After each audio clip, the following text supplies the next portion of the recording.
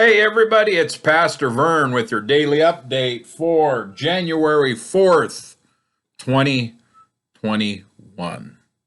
We have turned the page. We have moved into a new year.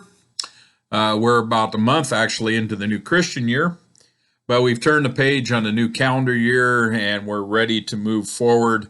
One of the things that I want to lay on your heart as often as I can is that we need to start to reconnect, recommit, rebuild, and relove as the church. We've been pushed away in the darkness for a while, and now we need to come back to the light. Remember in the Gospel of John, it says that the Word, referring to Jesus, was the light of the world, and the darkness did not overcome it. The darkness has not overcome our love of Christ and our Christ love for us. And it's time for us to once again step out into the world in our Christian faith. And I don't mean to do this recklessly without regard to the current situation, but it's time to at least start to plan for the time when this is going to change and some form of normalcy will be back in our lives. So that's kind of what the direction I'm going to head with a lot of things as we start this new year, as we start this time, we're into the Epiphany time period of the church, heading towards Lent and the celebration of Christ's triumph and victory. And so we're going to be looking as more of a victory status than a victim status as we go forward. All right. Well, what we're going to talk about for the next few days is Jesus' disciples, the Master's men. There's a book by William Barclay called The Master's Men, and I use that for reference along with other things. And we're going to talk a little bit about their characteristics, about who they were, what we do know about them. There's a few we know very little about. They aren't mentioned much in the scriptures other than lists, or maybe they had one line in the scripture that they said something. We know James, John, Peter, Andrew, Philip were probably the ones that we hear the most from, Thomas maybe. But we're going to start out with one of the lesser known disciples. This is Thaddaeus. He's also known as the man with three names because he's referred to as Thaddaeus in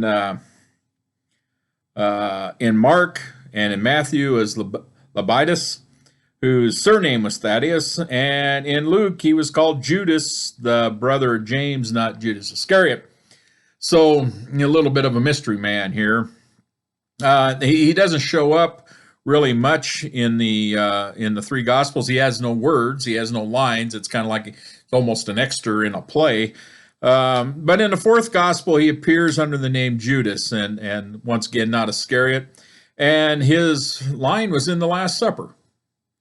He is basically asking Jesus how he is going to manifest himself into the hearts of the disciples without manifesting himself into the world in the way that he thought he probably should. We kind of think that Thaddeus, Judas, whatever, was a little bit of a nationalist, which means he was very strong on the Hebrew culture. He was probably someone who was a little more radical, wanted to see that forceful takeover that would push the Romans out and lock in the Hebrews for eternity as the purveyors of this land.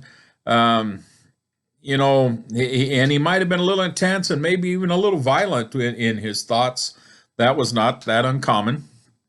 Zealots were around all over, that they thought that the only way they were ever going to change the world is through the power of the sword instead of the power of love. And I think he was probably a little confused when he asked that question, because Jesus kind of came back to him and said, I'm going to do this by love and by being in your heart. That's not exact quote, but that's kind of what Jesus' response was. And,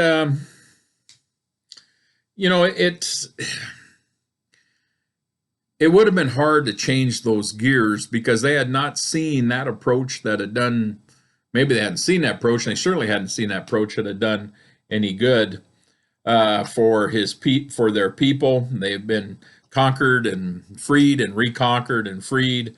Um,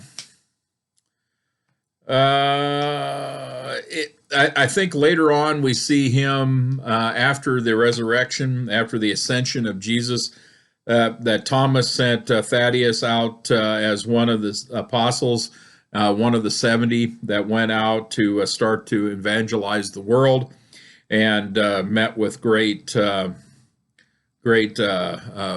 success and great happiness.